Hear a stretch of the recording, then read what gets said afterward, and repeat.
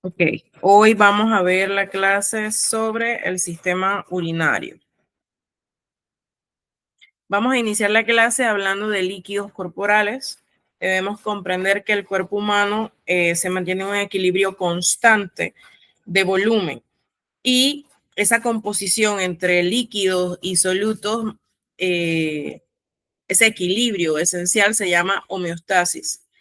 Muchos de los problemas, enfermedades o situaciones que sufre el cuerpo humano se deben a anomalías en los sistemas de control que mantienen ese equilibrio en los líquidos corporales. Eso lo vemos alterado en pacientes con diarrea, con vómitos, con resfriado, niños con fiebre, eh, entre otro tipo de patologías. El agua corporal total está controlada más que nada por dos tipos de procesos. El hecho de la cantidad de agua que usted ingiere, la regulación de la sed y la excreción renal de agua, que está controlada por múltiples factores, entre ellos la filtración glomerular y la reabsorción tubular. En este ejemplo, tenemos una persona que pesa aproximadamente 70 kilos, que ese es el estándar que utilizamos para hablar en medicina, 70 kilos. Eso en libras es aproximadamente 154 libras para ser más exactos. Entonces, de esos 70 kilos que representan el 100% del cuerpo, el 60% corresponde a los líquidos corporales y el otro 40% a los sólidos. Esto en un varón. En una mujer, entonces, la división es diferente. 45% sólidos, 55% líquidos. ¿Por qué? Porque la mujer tiene áreas de distribución grasosa o de grasa diferente al hombre, así que tiene más sólidos que líquidos. Pero es una variable del 5% que nosotros hablamos entonces en general. De esos 60% de líquidos que representa un 40 litros aproximadamente, 2/3 partes, unos 45%, van a representar el líquido intracelular, es decir, el líquido que está dentro de las células. Y 1/3 parte va a representar el fluido extracelular, que está fuera de la célula. De ese 10.5 está en el intersticio y 4.5 está en los vasos sanguíneos. Esto representa aproximadamente lo que significa la cantidad de sangre que tenemos en el cuerpo, ¿sí? Que son más o menos 5 litros. En cuanto a los mecanismos de concentración y dilución de la orina, para que nuestro cuerpo funcione de manera adecuada, nuestras células deben estar bañadas en un líquido extracelular que tiene una concentración constante, como ya les mencioné, de líquidos y solutos. La concentración total de solutos, que es lo que evaluamos en un examen de sangre o de orina y se llama osmolaridad, está determinado por la cantidad de solutos dividida entre el total del líquido extracelular. Y eso se genera en miliequivalentes. Entonces, ¿cómo es la forma del cuerpo de mantener la osmolaridad del medio interno? Dice que al aumentar la osmolaridad plasmática, es decir, la osmolaridad en sangre, va a disminuir la osmolaridad en la orina, en el sudor, y va a disminuir el proceso de respiración y va a aumentar la ingesta de alimentos. Esto entonces nos lleva a diferentes tipos de hallazgos en un examen de orina, que esté muy clarito, que esté muy oscuro, que huela muy fuerte, que no huela nada, que esté muy amarillo, que esté muy clarito, eh, entre otras cosas que podemos encontrar en un examen de orina. Entonces, eso va muy ligado con el equilibrio en la sangre. Entonces, los requisitos fisiológicos para que el proceso de concentración de la orina se dé adecuadamente, tenemos primero que nada la actuación hormonal de la hormona antidiurética que nos permite reabsorber agua, y también está la hipertonicidad del intersticio de la médula renal en el riñón, que va a generar un gradiente osmótico de reabsorción. Reabsorción de diferentes tipos de sustancias, como vamos a ver más adelante. Nosotros tenemos esta estructura que está aquí, eso lo pueden ver mejor en el taller práctico que está en su plataforma. Esto que está aquí es la pirámide de Malpighi, ¿sí? En la pirámide de Malpighi nosotros tenemos estas dos como orejitas, que son las papilas, y en ella van a estar los vasa racta, que son los vasos sanguíneos que están muy ligados al aspecto de la nutrición. Estos vasos sanguíneos son muy permeables a la mayoría de las sustancias, excepto a aquellas que tienen muy pequeño tamaño, por ejemplo, el oxígeno, el hidrógeno, la glucosa.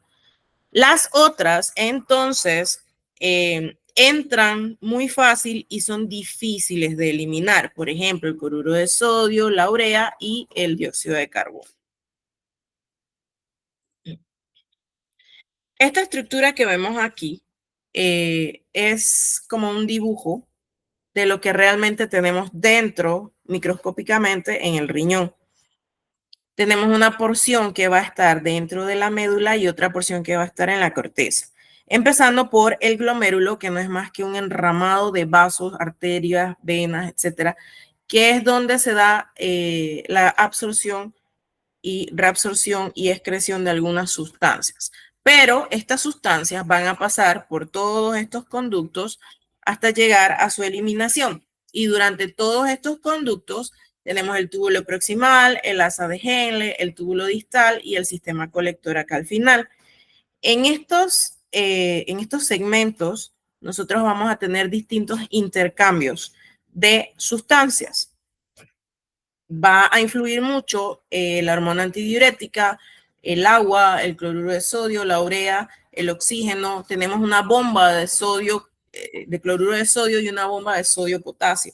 Eso dependiendo de la porción en la que nos encontremos y que queremos entonces estudiar. Para la concentración o para la creación del aumento del tono en la médula, nosotros tenemos mecanismos de contracorriente, multiplicadores y de reabsorción de urea. Para mantener esa tonicidad, tenemos intercambiadores contracorriente y recirculación de la urea. Y al final, pues el regulador por excelencia sería la secreción de la hormona antidiurética que permite que nosotros reabsorbamos en algunas de estas porciones las moléculas de agua. Para la reabsorción de la urea, entonces nosotros vamos a ver que eso se realiza a nivel de toda la médula. Aquí hay una línea y hay puros 600. Si trazamos esa línea imaginaria por encima de los números que dicen 600, hacia abajo vamos a tener la médula y hacia arriba vamos a tener la corteza renal. Entonces, al final, la hipertonicidad, el aumento del tono medular, va a ser como un equilibrio, una balanza entre el agua y los solutos. Acá tenemos el diagrama de la recirculación de la urea, donde se absorbe, donde se libera, donde tenemos moléculas de agua, entre otras cosas. Y acá entonces se dice que la urea contribuye con el 40 al 50% de la osmolaridad del intersticio medular. Bien, acá ya no tenemos dibujos como tal, ya es la misma estructura, la parte de la corteza, la parte de la médula, tenemos los túbulos proximales, los túbulos distales, el asa de Henle y demás. Recordemos que hablábamos de intercambiadores por contracorriente, eso se da en la vasa recta, o sea, en los vasos sanguíneos. Hay un flujo de sangre bajo, aproximadamente el 5% del flujo renal total, y esto sirve como intercambiador a contracorriente. Quiere decir que yo voy a liberar sustancias y voy a absorber otras. El mecanismo de la dilución de la orina también es muy parecido.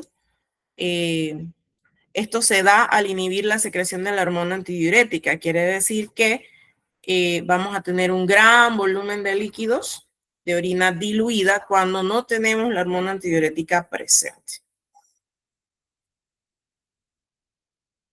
En cuanto a los efectos y el trabajo del riñón, aproximadamente para realizar la concentración, la dilución y demás, y los intercambios entre moléculas, Tenemos receptores de membrana, tenemos el efecto de la hipófisis sobre la hormona antidiurética y eh, también hay algunos tipos de transmisores, perdón, como la adenilciclasa, el AMP cíclico, tenemos proteinoquinasa y todo eso lo que al final hace es tratar de modificar la permeabilidad de la membrana a nivel renal cuando esas moléculas no requieren una bomba específica para poder hacer su intercambio. También tenemos sistemas de retroalimentación que dependiendo de cómo trabaje el riñón, así también se va a ver afectado el trabajo del pulmón, del hígado, de los vasos sanguíneos y también a nivel del hipotálamo y el sistema nervioso.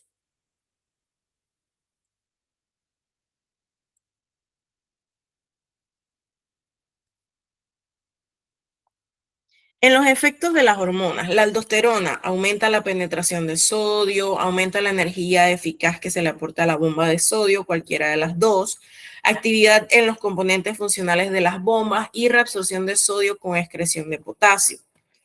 En su parte, la hormona paratiroidea es esencial para la homeostasis del calcio y del fósforo. Cuando hay una baja concentración de calcio, se provoca un aumento de secreción de la hormona paratiroidea.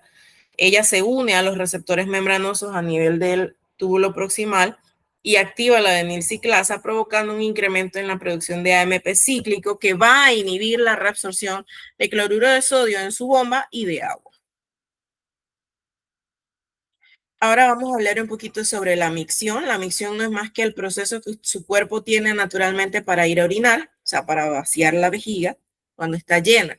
Y ocurre por dos pasos. Primero, la vejiga se va llenando progresivamente, como cuando usted llena un globo de agua, hasta que sus paredes alcanzan el máximo de estiramiento o, como le conocemos en medicina, un umbral. Ese umbral, cuando se alcanza su límite, desencadena entonces un segundo paso que es un reflejo que va desde la vejiga hasta el cerebro.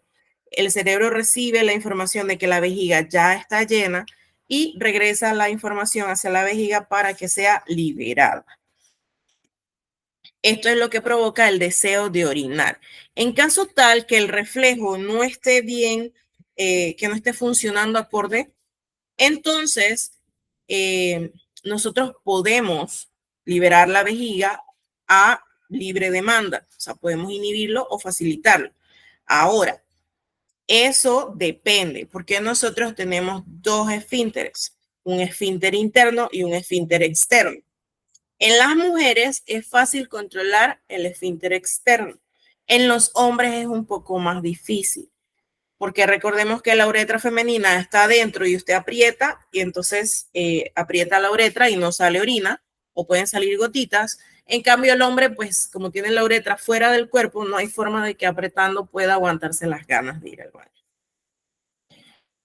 El reflejo miccional entonces ejerce o hace que el músculo detrusor, el músculo de la vejiga, haga un efecto de contracción, o sea que va a achatarse con fuerza y va a empujar la orina para, perdón, que se dé el vaciado de la vejiga. En cuanto a la regulación del equilibrio ácido-base, pues es un equilibrio que está dado entre bases y ácidos. Los ácidos están asociados más que nada a los iones hidrógeno libres, que tienen una regulación de equilibrio igual a los otros iones del cuerpo. Solo que los riñones tienen un papel fundamental en la regulación de cómo eliminamos esos iones de hidrógeno libres. Ese control es muy preciso en el líquido extracelular, lo que implica entonces una simple eliminación de estos iones por los riñones. También hay otros tipos de mecanismos de amortiguación ácido-base que tenemos en la sangre, en los pulmones y dentro de las mismas células que contribuyen al mantenimiento de las concentraciones del ion hidrógeno. Este ion hidrógeno es un solo protón libre liberado del átomo de hidrógeno. Por eso es H+. Una base es un ion o una molécula que puede aceptar ese ion de hidrógeno libre.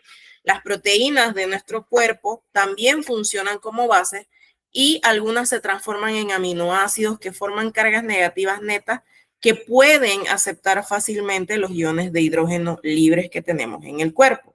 Entonces, hablando de bases y de ácidos, tenemos que una base o álcali, que es prácticamente lo mismo, es una molécula formada por uno o más metales alcalinos, puede ser sodio, potasio, con un ion hidroxilo OH negativo.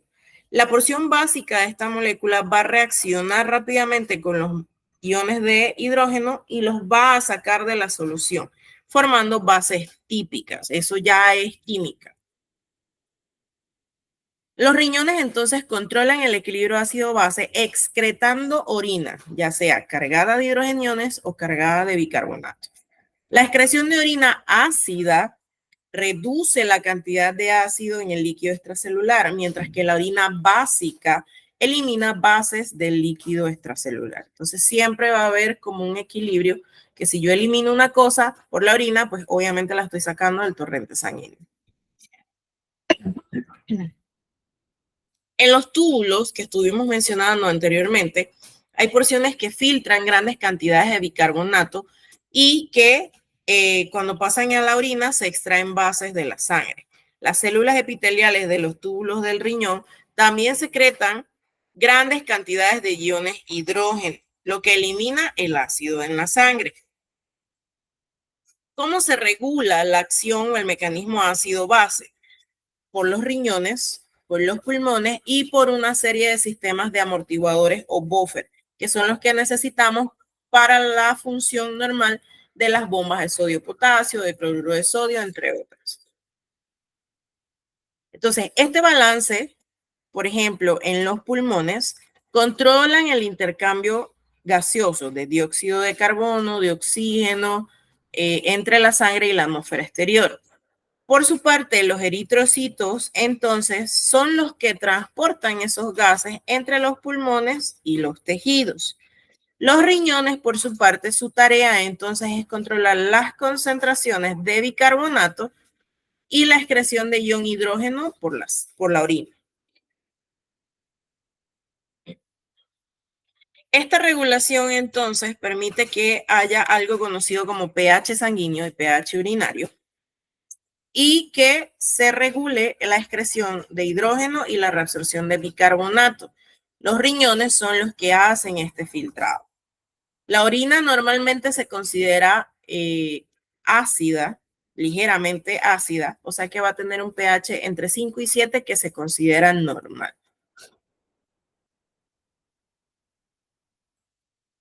Ok, eso era por mi parte, por la clase de hoy. No sé si tienen alguna consulta.